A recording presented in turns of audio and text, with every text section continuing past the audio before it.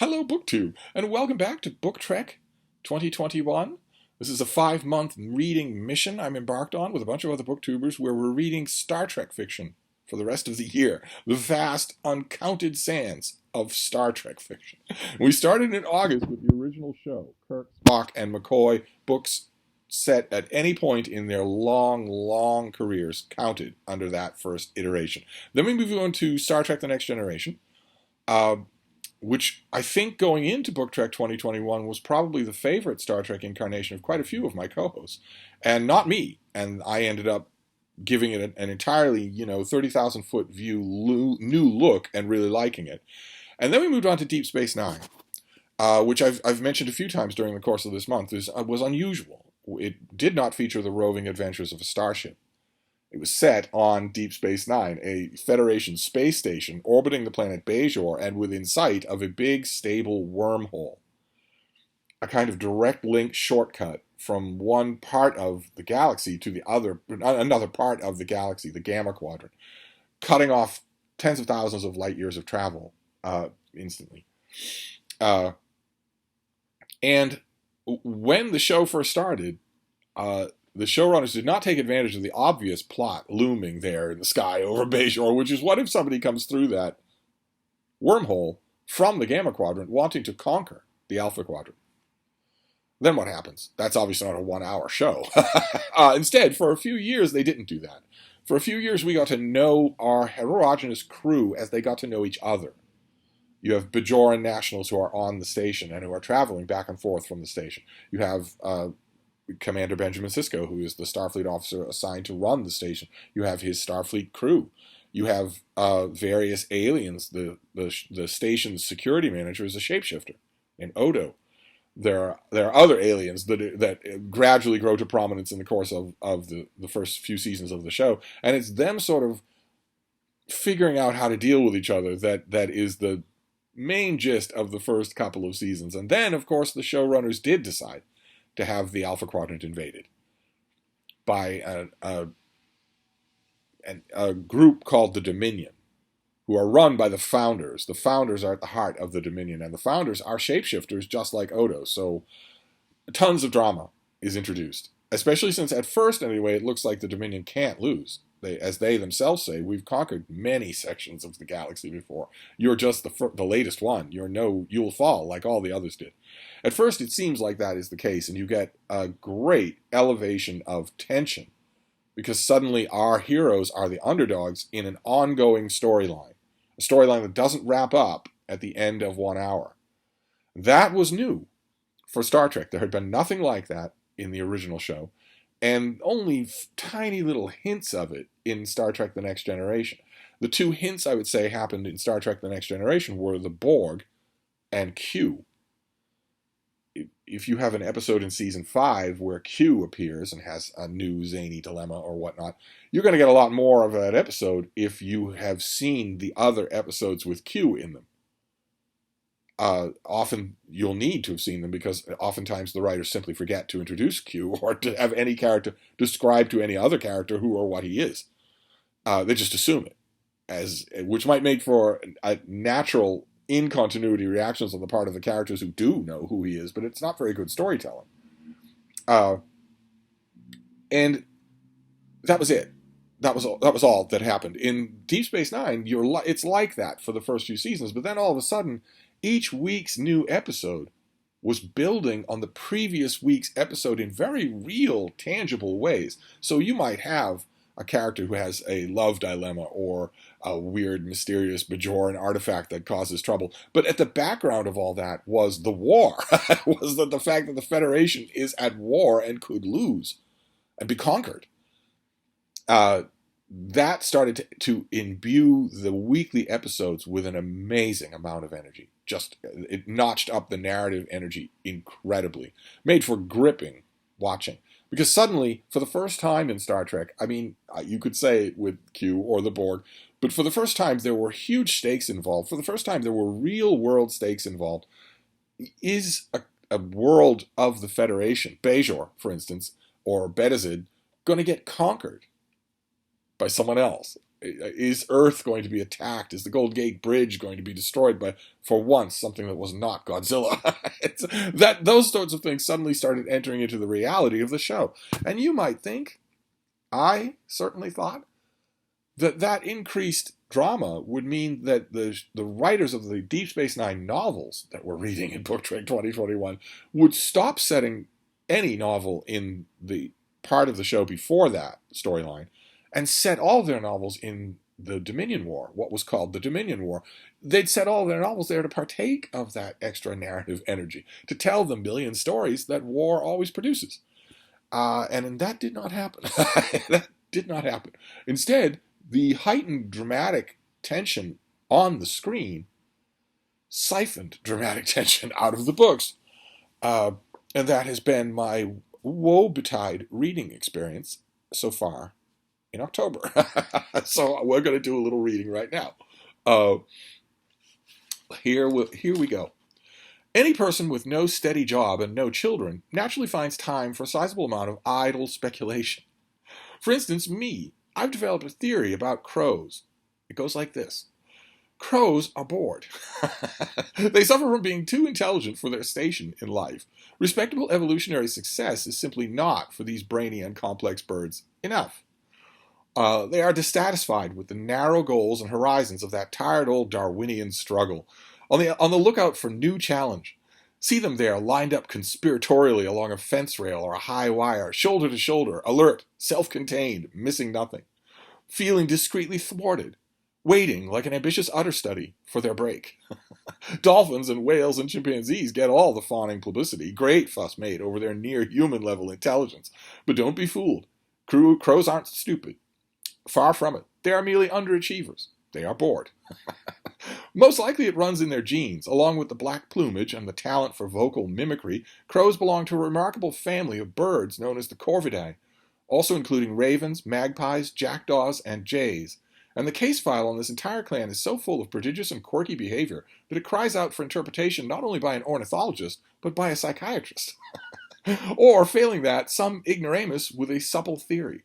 Computerized ecologists can give us those fancy equations depicting the whole course of a creature's life history in terms of energy allotment to physical need, with variables for fertility and senility and hunger and motherly love, but they haven't yet programmed in a variable for boredom.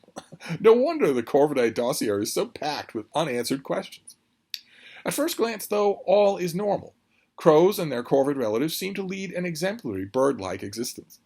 The home life is stable and protective. Monogamy is the rule, and most mated pairs stay together until death. Courtship is elaborate, even rather tender, with the male doing a good bit of bowing and dancing and jiving, not to mention supplying his intended with food. Eventually, he offers the first scraps of nesting material as a sly hint that they get on with it. While she incubates a clutch of 4 to 6 eggs, he continues to furnish the groceries and stands watch nearby at night. Then, for a month after hatching, both parents dote on the young. Despite strenuous care, mortality among fledglings is routinely high, sometimes as high as 70%. But all this crib death is counterbalanced by the longevity of the adults. 20-year-old crows are not unusual, and one raven in captivity survived for 29 years. Anyway, corvids show no inclination towards breeding themselves up to huge numbers, filling the countryside with their kind, until conditions shift for the worst and a vast population collapses. Instead, crows and their relatives produce at roughly the same stringent rate through periods of bounty and austerity, maintaining levels of population that are modest but consistent, and which can be supported throughout any foreseeable hard times. In this sense, they are astute pessimists. One consequence of such modesty of demographic ambition is to leave them with excess time and energy, not desperately required for survival. The other thing they possess in excess is brain power. They have the largest cerebral hemispheres, relative to body size, of any avian family. On various intelligence tests to measure learning facility, clock reading skills, the ability to count, they have made other birds look doltish. One British authority, Sylvia Bruce Wilmore, pronounces them quicker on the uptake than certain well-thought-of mammals like the cat or the monkey, and admits that her own tamed crow is so effectively dominating the other animals in her household that this bird would often pick up a spaniel's leash and lead him around the garden. Wilmore also adds, cryptically, quote, scientists at the University of Mississippi have been successful in getting the cooperation of crows. But she fails to make clear whether this was as test subjects or on a consulting basis. From other crow experts come the same sort of anecdote: crows hiding food in all manner of unlikely spots and relying on their uncanny memories, like adepts at the game of concentration, to find the caches later on. Crows using 23 distinct forms to call or communicate various sorts of information to each other. Crows in flight dropping clams and walnuts on highway pavement to break open the shells so the meat can be eaten. Then there's the one about the hooded crow, a species whose range includes Finland. Quote, "In this land, hoodies show great initiative during winter when men can fish through holes in the ice. Fishermen leave baited lines in the water to catch fish, and on their return they have found a hoodie pulling in the line with its bill and walking away from the hole, then putting down the line and walking back to it, stop it sliding, and pulling it up again until the crow catches the fish on the line." The birds are bright. And probably, according to my theory, they are too bright for their own good. You know the pattern: time on their hands, underemployed and overqualified, large amounts of potential just lying fallow, peck up a little corn, knock back a few grasshoppers, carry a beakful of dead rabbit home for the kids, then fly over to sit on a fence rail with 8 or 10 cronies and watch some poor farmer sweat like a sow at the wheel of his tractor. An easy life, sure, but what, is this it? Is this all? If you don't believe me, just take my word for it. Crows are bored. And so there arises, as recorded in the case file, certain, no, symptoms is too strong. Call them rather patterns of gratuitous behavior. For example, they play a lot. Animal play is a reasonably common phenomenon, at least among certain mammals, especially in the young of those species. Play activities, by definition, are any that serve no immediate biological function, and which therefore do not directly improve the animal's prospect for survival and reproduction. The corvids, according to expert testimony, are irrepressibly playful. In fact, they show the most complex play known in birds. Ravens play toss with themselves in the air, dropping and catching again a small twig. They lie on their backs and juggle objects, in one recorded case, a rubber ball, between beak and feet. They jostle each other sociably in a version of King of the Mountain with no real territorial stakes. Crows are equally frivolous. They play a brand of rugby, wherein one crow picks up a white pebble or a bit of shell and flies from tree to tree, taking a friendly bashing from his buddies until it drops the token. And then they have a comedy acrobatic routine, allowing themselves to tip backwards dizzily from a wire perch, holding a loose grip so as to hang upside down, spreading out both wings, then darely letting go with one foot, finally switching feet to let go with the other. Such shameless hot dogging is usually performed for a small audience of other crows. There is also an element of the practical jokester.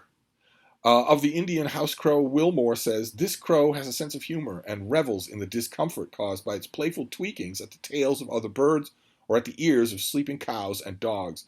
It also pecks the toes of flying foxes as they hang sleeping in their roosts." This crow is a laugh riot. Another of Wilmore's favorite species amuses itself, she says, by, quote, "dropping down on sleeping rabbits and rapping them on the skull, or setting on drowsing cattle and startling them."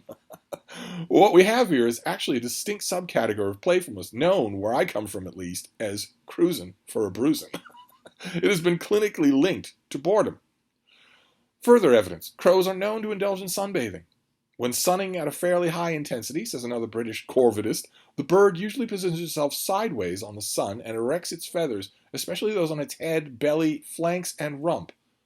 So the truth is out. Under those sleek ebony feathers, they are tan. And of course, sunbathing, like ice fishing, come to think of it, constitutes prima facie proof of a state of paralytic ennui.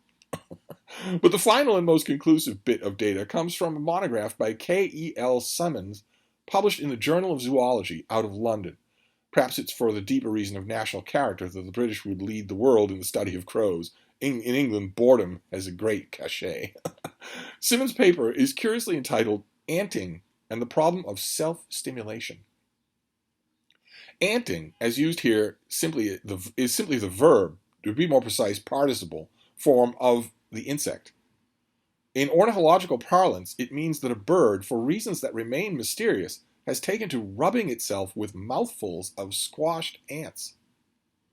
Simmons writes, quote, "True anting consists of highly stereotyped movements whereby the bird applies ants to their feathers or exposes their plumage to the ants. Besides direct application done with the beak, there is also a variant called passive anting. The bird intentionally squats on a disturbed anthill, inviting hundreds of ants to swarm over its body. Altogether strange behavior, and especially notorious for it, are the corvids. Crows avidly rub their bodies with squashed ants. They wallow amid busy ant colonies and let themselves become a crawl. They revel in formication."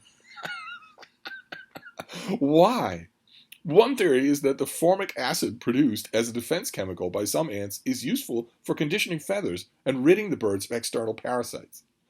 But Simmons cites several other researchers who have independently reached a different conclusion. One of these scientists declared that the purpose of anting is the stimulation and soothing of the body, and that the general effect is similar to that gained by humanity from the use of external stimulants, soothing ointments, counter-irritants, including formic acid, and also perhaps smoking. Another compared anting to, quote, "the human habits of smoking and drug taking, and maintained that it has no biological purpose, but is indulged in for its own sake, for the feeling of well-being and ecstasy it induces." You know the pattern. High intelligence, large promise, early success without great effort, then a certain loss of purposefulness, manifestations of detachment and cruel humor, boredom, finally the dangerous spiral into drug abuse. But maybe it's not too late for the corvids. Keep that in mind next time you run into a raven or a magpie or a crow. Look the bird in the eye. Consider its frustrations. Try to say something stimulating. And that is from an essay called "Has Success Spoiled the Crow" by David Quammen in one of his early essay collections, Natural Facts. And I read this when it first came out in the 1980s. Is that right? 1985. I read this when it first came out in 1985 and loved it. Not only because it's so entertaining, formication. I bet he hooted late at night when that word came to him. But not only that, but also because of how intensely recognizable this is to any of you who have ever seen corvids out in the wild will probably have seen them doing this weird, unaccountable stuff. I certainly have many, many, many times seen them do that, both in the wild and in a domesticated setting. I have an old friend who lives just outside of Leeds who is to ravens what I am to dogs, and always has ravens who simply live in her house. They aren't domesticated in any way. The rules, the compromises that she establishes with them are done by one thinking individual to another thinking individual using English. It's not training. It's instead, discussion. So I've had the unnerving experience of being at her dinner table when an enormous raven comes walking up the table and just sort of looks at me, maybe asks me a question here or there. They're not repeating a question parrot style. They are formulating a question of their own. I've seen that. I've also seen ravens do this sort of thing in the wild all the time. All the time. And the weirdest thing for me is that a lot of times Quammen doesn't mention it in this essay when he mentions all those victimized animals, but a lot of times it seemed to me that the animals the crows were victimizing knew to expect it of them. They knew that they were a-holes and just didn't do anything about it.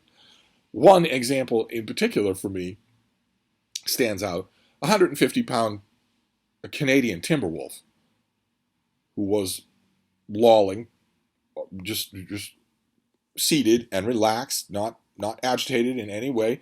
The normal laying down position of a canid, so the hindquarters tucked in, the legs out like the arms of the Sphinx, and the head just looking around like that. When, out of the blue, a raven flew down and landed on this wolf's shoulders, behind his head, and just started sort of walking around, going, "Blah, blah, blah, blah." And the wolf did nothing. I think he glanced a little at the raven, but did nothing. Didn't bolt upright. Didn't try to kill the raven, nor did any of the wolf's friends try to kill the raven. It was absolutely normal. A little irritating, but what are you going to do? I remember watching that and thinking, what on earth? That wouldn't happen with anything else. Not anything else. If a blue jay, for instance, another member of the corvid family, had landed on the wolf in that same way, the wolf would have bolted up from that position. The bird would have got away, but it wouldn't have been normal. It would have been something has just landed on me. But Not in this case, though. So I'm sure you have plenty of examples as well. Oh my God, the number of examples in the informal literature of the things that ravens do.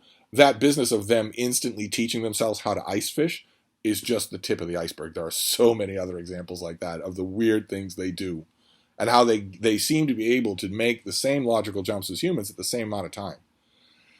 So fascinating.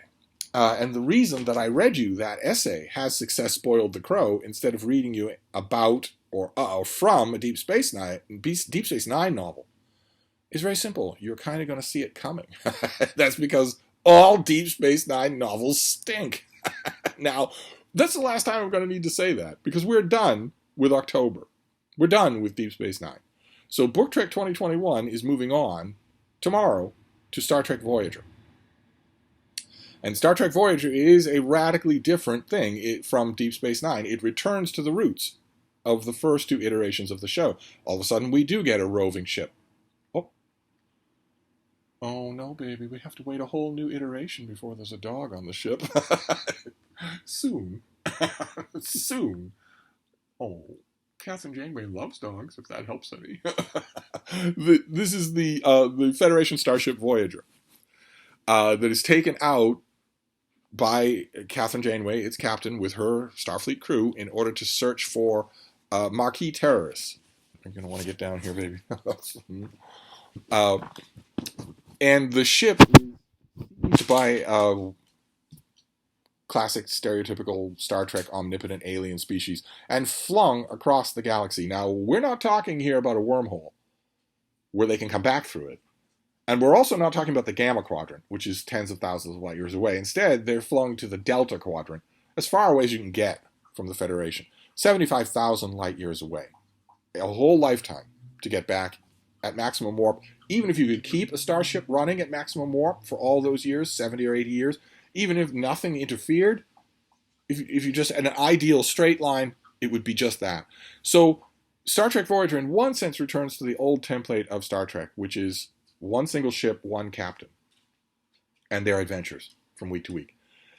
In one other way, it was slightly different, certainly different from The Next Generation. The Next Generation, you get the very strong sense of a bureaucracy. That's one of the reasons why I didn't like the show at first, is because it seemed like a bureaucracy. It seemed like Captain Picard was just an ambitious middle manager who happens to be commanding a starship because it's the next thing on his career list. In Star Trek The Next Generation, the technology is overwhelmingly advanced. The Federation is overwhelmingly omnipresent. Star Trek Voyager harked back to the original show, where in many episodes, we are told that a message to Starfleet would take weeks and weeks. Kirk and his crew are out on the frontier, and Kirk has to make decisions on his own. He doesn't have, a lot of times, he doesn't have the comfort of a bureaucracy to back him up. But it is still possible.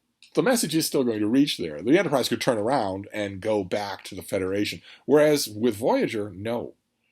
They are suddenly, what the showrunners for Voyager did was take a Starfleet crew, mix in some of those Maquis terrorists who are caught up in the same phenomenon and have to blend with the crew, and throw them away from that support system. Completely away from that support system. So you're not going to care about the Tellarites, the Andorians, anything like that. You're not going to care about those. You are the people on board the Voyager are the only remnants of the Federation, surrounded on all sides by a mostly hostile area of the galaxy, and they have conflicting goals, which is great. There are conflicting bedrock goals, because Captain Catherine Janeway makes a solemn vow. In fact, in the early episodes of the show, she makes it in virtually every episode, that she will get this crew back home, that she somehow will do it, find a wormhole, find some other means of propulsion, find another alien with the same technology that got them there, do something to get this crew back home before they die of old age. But she also has another compelling dictum, which is that she's a Starfleet officer, and their mission is to explore, seek out new life and new civilizations. So on one level, we want to get the crew home, but on the other level, there's a whole quadrant of a galaxy to explore. We are still Federation officers, after all. We are still scientists and explorers. That it is a Star Trek premise that just works right from the beginning. Because it takes all the settled complacencies of Star Trek and throws them into the relief of having no support for them. Catherine Janeway took an oath to uphold the Prime Directive. She took an oath to respect other cultures. What happens when not only would it be far more expedient for you to victimize other cultures, but where there's no one to call you for it? The nearest Starfleet admiral is 80,000 light years away. Fascinating stuff. That's what we're going to be reading for the month of November. We are done with Deep Space Nine novels. I am, anyway. I don't know if my co-host will be masochistic enough to read one. I am never going to read another Deep Space Nine novel as long as I live, unless I write one. The natural Deep Space Nine novel is the big autobiographical volume of Jake Sisko, Benjamin Sisko's son, who grows up with Deep Space Nine. He grows up when he's just a young man. War starts. It would be a great book. It's all about everything. Jake was into everything. His best friend was an alien who was not part of the Federation. He knew all these titanic figures with these huge personalities. It would be a great book. Doesn't look like anyone's ever going to write it. Unless anyone does, or unless I do, I'm never going to read another Deep Space Nine novel as long as I live. So we're going to move on. We're just going to pretend this never happened. And we're going to move on to Star Trek Voyager, where I am fully expecting the reading experience will be different, will be better. So I'm going to wrap this up for now, but I'll be back. Thank you, BookTube.